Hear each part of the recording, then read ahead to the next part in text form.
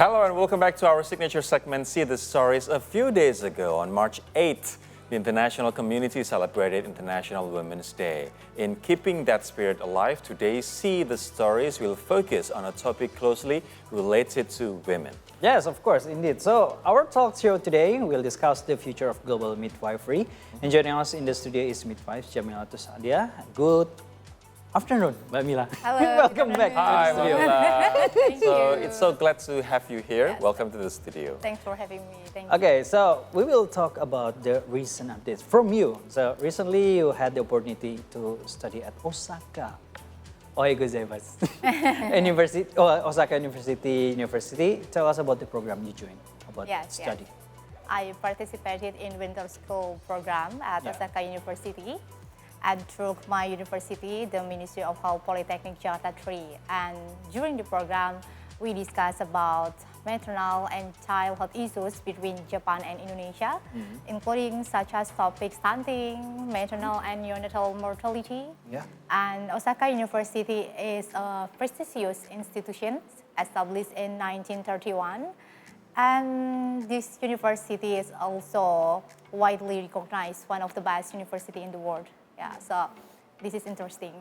So midwife is very crucial for our nation's goal to reach Indonesia Emas 2045, right? Because by having quality midwife, it can be assured that we will have quality children as well. Yes. Because a lot of factors involving children from nutrition, education, their upbringing are closely related to how the midwife gives service to these children. So your role is very crucial in this part. But compared to what you studied previously in Japan to what we have here in Indonesia in terms of midwifery, what are the differences and what makes studying in Japan more interesting and maybe more advanced? Yes, interesting. Yeah, first about infant mortality rate in 2019, Japan had lowest infant mortality rate in the world. Wow. So one death per 1,111 per live births. In comparison, in Indonesia, infant mortality rates was 20 per 1,000 live births. So 1 per 1,000 Yeah. versus 20 per 1,000. Yes. Times 4. Yes. And in 2020, Japan's maternal mortality rate was 4 per 100,000 live births. 100. Meanwhile, in Indonesia, maternal mortality rate was decreased to 205 to 189 per 100,000 live births. Thanks to you, maybe because you actively campaigning about the midwifery knowledge, the mortality number is decreased. And speaking about your experience in Japan, is that true? Japanese midwives could operate ultrasound machines, and why it's prohibited in Indonesia, maybe? Yes, that's true. Yeah, midwives in Japan can perform ultrasound examinations. But in Indonesia, only doctors are authorized. Doctor. Yes, because I think this difference arises each country's regulations and guideline practice. In Japan, midwives can receive the trainings start during their master program. But in Indonesia, we don't get in the master or bachelor university. Only doctor use this maybe only in several areas for where trained midwives are allowed ultrasounds. Right. So one of the issues that the government of Indonesia is now looking is the stunting issue, right? Yeah. This is one thing that the previous administration and the current administration want to fight. And it is quite sad to say that 1 out of 3 children in Indonesia is experiencing stunting, or they are stunted. Yes. While in Japan, I heard that there's no stunting case at all. So what makes there's no zero stunting case in Japan in terms of nutrition for the mothers and also for the children under 3 years of age? Yes. It starts from adolescence. So nutrition is important from adolescent to child's first 2 years. So in Japan focus on balanced nutrition. In Japan's balanced diets with carbohydrates, protein, vegetables, fruits, dairy. But in Indonesia, heavily carbs diets with less protein and vegetable.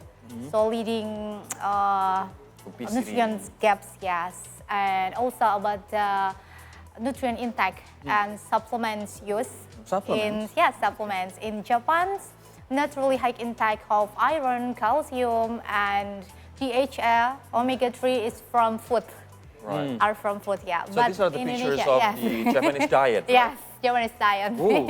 So So are less these... oil and the portion carbs is less, Okay. but more protein and And vegetables. fiber and vegetables, yeah. So are these eaten by the mothers, Yes. right? So what about the baby? What about the adolescents? Yes. What kind of food that... Yeah, this is for the baby. It's Oh, the these are same with the mothers, but focus on protein, more protein and vegetables, less oils, and the portion of carbs is Tempe. less. Tempe. Yes.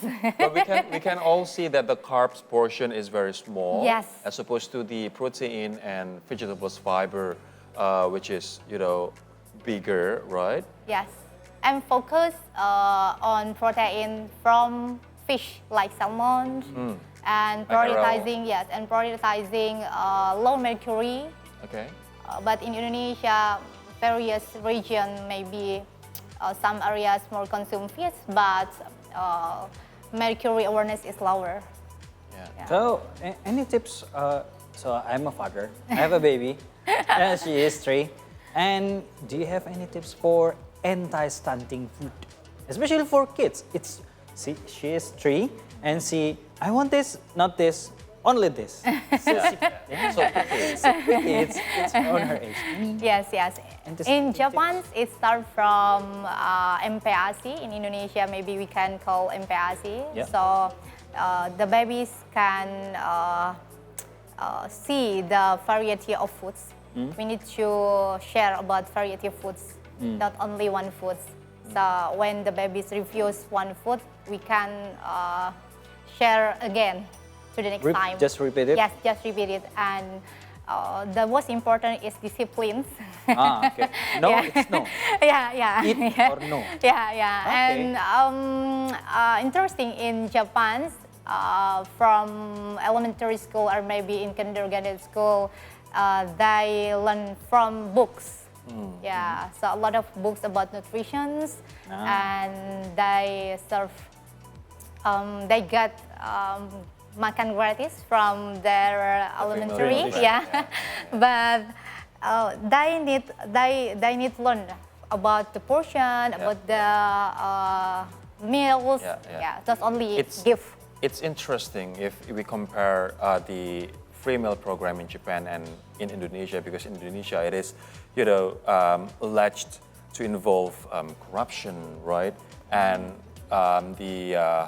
the real food distribution is not really transparent, where, for example, children has the right to receive 10,000 worth of food, but in fact it is That's much case. less than that. Yeah. While in Japan, correct me if I'm wrong, you have your own dietitian in every school. Yes. Right? So you Yes. have free meal program in each school, and there is a dietitian to control the nutrition intake for the children in each school. Yes. So I That's think right. that makes a lot of difference Yes. between the quality of the food Yes, for the yes. children, right? So talking back about midwifery, right?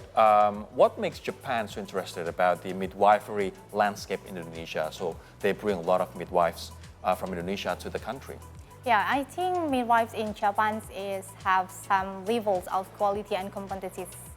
So it can and the education of midwives until master and until PhD. But in Indonesia, I think it's difficult to find master program in Jakarta. Oh, Yeah. from a midwifery program? Yes. Okay. So I think it's important to improving midwife competencies, to improving qualities of midwife. But why a country as advanced as Japan wants to hire midwives from Indonesia? Why not from other countries For example, the Philippines or Malaysia, or maybe they hire, but why they still choose Indonesia though? Yes, Sensei, interesting about Indonesia's high birth rates. Yeah, a contrast with Japan's decline, as more women choose her career or education, so they delay get pregnant or maybe child free. So they want to learn about how to higher birth rate. Oh, okay. Okay, maybe because Indonesian midwives is more telaten. Or meticulous, or passionate. Yeah, maybe. And interesting in Indonesia, strong family support for new parents is very helpful. In Indonesia, in Japan, individual childcare often leads higher depression postpartum rates. Baby blues. Yes, baby blues. Baby blues, okay. Depressive postpartum Baby what? depressions. Baby blues. Baby blues. Baby blues. So the mother or the father is not happy with the baby, even though she or he is love the baby. If I'm not mistaken, correct? Yes, that's yeah. That's so nice. Yeah. So maternal deaths in Indonesia are mostly due to preeclampsia, hemorrhagic postpartum, but in Japan, there is linked to suicide. Suicide? Yes, and mental health issues. When when he or she depressed with the baby, the person may do that. Yes, Wow, it's really wow. this is the causes of about maternal mortality in Japan. And speaking as a midwife who already received international education, we heard that last Thursday you were invited by the Parliament to participate in a focus group discussion. Can you share us what the discussion about? Yes, my aspirations are first, stunting prevention should start from adolescence Yeah. to child's first 2 years. So makan gizi gratis, I think it can for pregnant or maybe for MPASI. Yeah, and the second about teenagers, it's not just about iron tablets, but empathetic educations and better healthcare are essentials. And I advocate about in all health facilities, women can receive the holistic childbirth or pregnancy preparation starting from body, mind, and spirit to get a positive childbirth experience and decreasing the postpartum depressions. And I advocate about the increasing promote childbirth, natural childbirth or vaginal delivery, because this method very benefit both for mothers and babies, emotionally, physically, and mentally. And also, I advocate about delay cord clamping.